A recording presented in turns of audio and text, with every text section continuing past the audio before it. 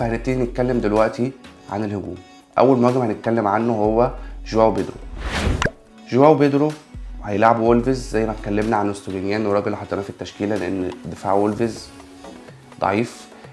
كانوا كويسين قدام اليونايتد، بس اعتقد جواو بيدرو راجل من اعلى اللعيبه في الاكسبكتد جولز الجوله اللي فاتت. اعتقد ان هو حتى مع الفرص اللي ضيعها، مع ان ويلبك كان بيلعب جنبه فكان مضيق عليه شويه، ولما نزل فيرجسون الراجل خد حركيه اكتر في الكام دقيقه اللي لعبوهم مع بعض. فاعتقد ان جواو بيدرو هيبقى اختيار مهم جدا في الهجوم، خاصه ان سعره رخيص. لو موجود عندك كمل بيه واديله الثقه، لو مش موجود حاول تفكر تاني انت تشتريه، بالذات في ماتشات برايتون السهله اللي في الاول. تاني اوبشن في الهجوم طبعا هو ايرلينج هالاند. انا بصراحه يعني ما اقدرش اقول لك مثلا السيتي مستواها مش قوي السيزون ده. اول ما ابتدى حتى في ماتش اشبيليا بان ان الفريق فعاليته الهجوميه من غير دي بروين صعبه جدا. يعني مش عايز اعشمك ان هالاند هيبقى بعيد. هالاند ماتش اشبيليا ما لمس الكوره قليل قوي، هجماته مفيش خطوره على المرمى خالص. بس المشكله في هالاند ايه؟ ان هو خلاص هو في ماتش زي ماتش بيرنلي عدد لمساته جوه ال 18 قليله جدا. في اول شوط لمس الكوره 3 مرات جاب جونين جوه منطقه الجزاء. لمس الكوره طول الشوط الاول 6 مرات. يعني اقل لمسه الراجل ده بيقدر يحولها لهدف، بيقدر يحولها لخطوره حتى لو كان الخصم صعب زي نيوكاسل. انا عارف ان نيوكاسل مدافعين طوال وفرقه صعبه دفاعيا ومنظمه، بس ممكن الراجل ده من لمسه او لمستين يجيب جوان تزعلنا كلنا. نسبه امتلاكه 90%، اغلب الناس تروح له في الكابتنه. فانت لما تفكر انت ما تكابتنش هالاند لازم تدي حساباتك مليون مره ان الراجل ده ايا كان مستوى الفرقه، ايا كان مستوى الفرقه اللي قصاده، ايا كان عدد الكور اللي بتوصل له، فهو خطر. ف انا محتار في الموضوع ده بصراحه. هالاند موجود جدا، حاجه دي لازم تبقى في دماغك ولازم تعملها. بس هالاند كابتن في الاسبوع ده او مش كابتن، دي اللي محتاجه تفكر فيها شويه وتعقلها وتشوف حتى لو مش هيبقى هالاند الكابتن ايه الاوبشنز اللي ممكن تفكر فيها. هنروح لتالت حاجه في الهجوم. بص انا احترت كتير وانا بحط التشكيله او انا بفكر مين يكون احسن حل في الهجوم. رحت لكذا اسم، بس في الاخر رحت الاسم داروين نونيز. اعتقد ان هو الاسبوع ده ناس كتير لو عندها تكون مشيته، او ناس تكون اديته الثقه في الاسبوع ده كمان. ما لعبش اساسي الماتش اللي فات، حاسه يعني حاجه ديفرنشال شويه الاسبوع ده. ممكن مش كل الناس ضامنه ان هو يلعب اساسي، لا انا بقول لك انا حاسس ان داروين هيبقى اساسي الماتش ده، خصوصا مع طريقه لعب بورنموث ان هو يحتاج يلعب كور طويله اكتر وكور عاليه. ف مع طول نونيز ده هيساعده اكتر ان هو يطبق الفكر اللي هو عايزه. انا شايف نونيز هو الحاجه اللي ممكن نفكر فيها الاسبوع ده ونروح لها.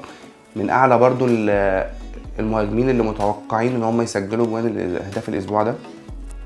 انا عن نفسي شايف ان نونيز هو حاجه ديفرنت. هنروح دلوقتي لعيبه ممكن تحطها في دماغك تفكر فيها. لو بتفكر تجيبها هقول لك ليه تجيبها، بس بدرجه اقل من 11 لعيب اللي اتكلمنا عنه في التشكيله. فاول واحد هنتكلم عنه في الشورت ليست دي هو مات كاش. انا شايف ايفرتون فرقه دفاعها ضعيف يعني هجوميا، رغم ان هي عملت فرص كتير قدام فولهام، بس برضه بيعانوا لسه هجوميا. يعني برغم كل الفرص دي ما عرفوش يجيبوا جوان. فمات كاش في ماتش زي ده احتمال الكلين شيت ونسبته كويسه جدا، 44% نسبه كلين شيت استون فيلا قدام ايفرتون. هيلعبوا الماتش على ملعبهم، الراجل بيشارك في الهجمات بشكل كبير. مش عارف دفاعهم هيبقى عامل ازاي بعد اصابه مينجز، هل هيبقى منظم هل هيبقى مهلهل، بس شايف ان كاش هيبقى حل كويس جدا لو ابتديت تفكر فيه بعد الثلاثه اللي اتكلمنا عنهم في التشكيله الاساسيه. لو رحنا لاوبشن تاني في نص الملعب هو جيمس ماديسون. هيلعب اليونايتد، بس الراجل كان اعلى اكس جي سي، اعلى نسبه صناعه فرص بصراحه. ابهرني جدا في الماتش اللي فات. هو اللي بيتحكم في رتم الفرقه. انا شايف ان ماديسون مهم جدا قصاد اليونايتد اللي بان بدفاع ضعيف نسبيا قصاد وولفز. اعتقد انه ممكن يعمل حاجه، ممكن يبقى راجل مهم جدا، ممكن تبقى مشاركته فعاله جدا. ممكن من الناس اللي تفكر فيها وتحطها في دماغك، ولو عندك اديله الثقه وسيبه الماتش ده. اخر اوبشن هنتكلم عنه هو مهاجم، هو نيكيتيا. انا نيكيتيا اتكلمت عنه وانا بتكلم عن الارسنال في حلقه لوحدها، واتكلمت عنه قبل اول اسبوع وقلت ان الراجل ده طالما خيسوس مش موجود على طريقه لعب الارسنال هيبقى محتاج المهاجم اللي هو زي نيكيتيا، خصوصا ان هافرز عنده رعونه شويه في الفرص في تضييع الجوان. فانا شايف ان نيكيتيا حاجه مهمه جدا ممكن تفكر فيه يبقى عندك قصاد كريستال بالاس. الراجل لو الجناب شغاله بشكل قوي هو اللي بيقدر يجيب. ده نفس اللي حصل في اللعبه اللي ما بينه وبين مارتينيلي اللي جابوا فيها الجون الاول في ماتش نوتنجهام. الجون كان احتماله صعب، هو قدر يفنشها بشكل كويس، سعره رخيص، ممكن جدا تجيبه وتخليه عندك، خصوصا ان هم هيلعبوا كريستال بالاس اللي اعتقد الارسنال هتجيب فيها جون.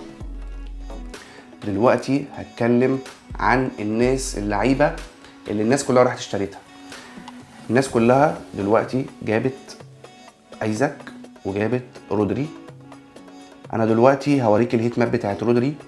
يا جماعه رودري بعيد عن ال 18، هو عمل اسيست في الماتش برضو بتاع السوبر الاوروبي، بس مش هيحصل كل ماتش. يعني انا شايف ان انت اتسرعت جدا ان انت تروح تجيب رودري، حتى عنده ماتش صعب قصاد نيوكاسل. يعني انا مش عارف، هو ضامن ان هو يلعب، بس انت كده ضامن 3 نقط، ضامن نقطتين لو الكلين شيت راح، انما مش ضامن ان كل ماتش رودري هيجيب جون ويعمل اسيست والشقلبانات اللي عملها في ماتش بيرنلي دي. انا شايف ان انت لو بتفكر تجيب رودري لازم تعيد التفكير شويه وتفكر تاني في الموضوع دوت وتشوف هل ده هيبقى مفيد ولا لا. تاني اوبشن هو ايزاك. الناس كلها جابت ايزاك عشان جاب جونين، عشان في بدايه الدوري في ناس كتير مبتدئه، في ناس كتير شايفه ان الراجل ده هو اللي هيركب فاجري اجيبه. دلوقتي جينا قصاد السيتي قعد ايزاك ولعب ويلسون اساسي، حتى مع تحط في الحسبان ان ويلسون لما نزل برده جاب جول، بارنز لما نزل جاب جول. دفاع استون فيلا الماتش ده كان كارثي. فهل انت هتبقى راضي عن نفسك لما بعد كميه الناس اللي جابت ايزاك دي ما يبتديش اساسي؟ لما نبتدي في التشامبيونز ليج مع نيوكاسل هيبقى في روتيشن، ماتشات نيوكاسل عنده حتى بعد مان سيتي عنده برايتون، كلنا عارفين برايتون واستحواذ برايتون وصعوبه اللعب قصاد برايتون. انا مش شايف ان فكره عقلاني جدا ان انت تروح ايزاك تجيب ايزاك دلوقتي. ممكن تجيب ايزاك بعد كده لما ماتشات نيوكاسل دي تبقى اسهل، تبتدي تبقى خدت ضمانات ان الراجل ده يبقى اساسي، هو ده اللي هيركب السنه دي مثلا او لا. فانا شايف انه حاجه بدري جدا عن ميعادها ومستعجله وخطوه مش مدروسه. خلينا دلوقتي نتكلم على اوبشنات الكابتنه. انا هتكلم عن ماشي، انا هتكلم عن ممكن 3 اوبشنات كتير قوي. اولهم طبعا هالاند قصاد نيوكاسل، ده علشان المضمون، ده علشان نسبه الامتلاك، ده علشان ما تتخزوقش، كله هيفكر ان هو يروح لهالاند. تاني اوبشن هتكلم عنه هو صلاح، حابب يرد في الملعب قصاد بورنموث. الراجل فوت اول اسبوع، هيحاول يفرق وينحل في الملعب علشان يعوض ويجيب جوان ويبتدي يخش في سباق الهدافين بدري. تالت اوبشن هتكلم عنه هو اقل شويه خطوره من الاثنين اللي قبله، وده بسبب ان هو بس مش هيلعب على ملعبه ويلعب قصاد دفاع زي كريستال بالاس، وهو ساكا.